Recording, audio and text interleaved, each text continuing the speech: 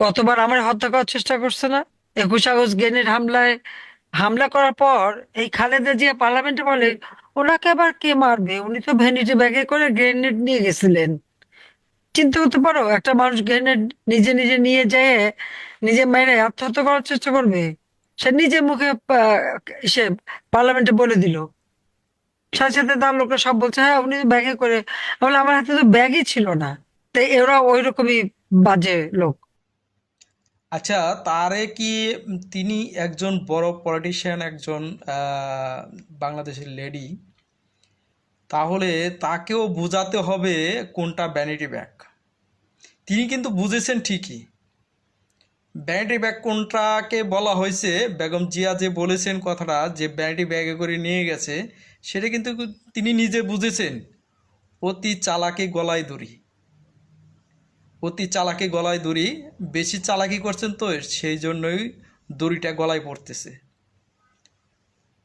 আপনি এটা নিখুঁতভাবে, মানে বাচ্চাদের মতন আর কি কথা বলতেছেন যে আমি আমার হাতে তো ভ্যানিটি ব্যাগই ছিল না, কিভাবে নিয়ে গেলাম। আরে আশ্চর্য! আপনি যে একজন সাইকো মহিলা সেটা কথার মধ্যেই সেটা ফুটে তুলেছেন আপনি। এটাও কি আপনাকে বুঝাই দিতে হবে যে ভ্যানিটি ব্যাগ কোনটা?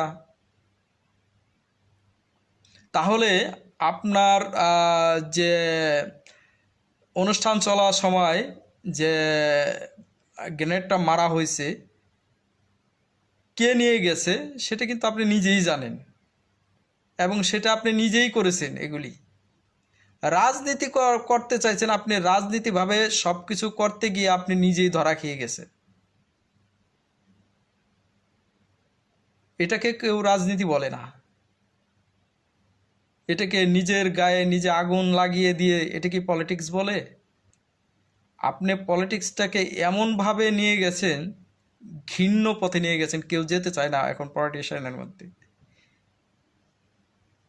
কেউ যাইতেই চায় না, কেউ করতেও চায় না। যাক, আল্লাহ যা করে ভালোর জন্যই করে। নিজে শুধরানোর চেষ্টা করেন। এই পর্যন্ত তো যতগুলো অপরাধ করেছেন সবগুলোর ভয়েস কিন্তু অনলাইনে চলে আসছে। আমি কিন্তু সবগুলো ভয়েস শুনি। তার যে ভয়েসগুলো বের হয় সবগুলো ভয়েস কিন্তু আমি শুনি। আপনারা শুনে দেখবেন দর্শকবৃন্দ, তার ভয়েস, প্রত্যেকটা ভয়েস আপনি শুনবেন, আপনার গা শিউরে উঠবে। কিভাবে তিনি হুকুম জারি করেছেন,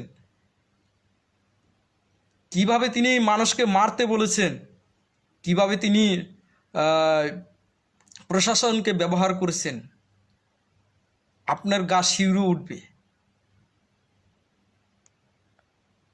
তো ভালো থাকবেন, সুস্থ থাকবেন, ভিডিওটি শেয়ার করে দিবেন। আল্লাহ হাফেজ।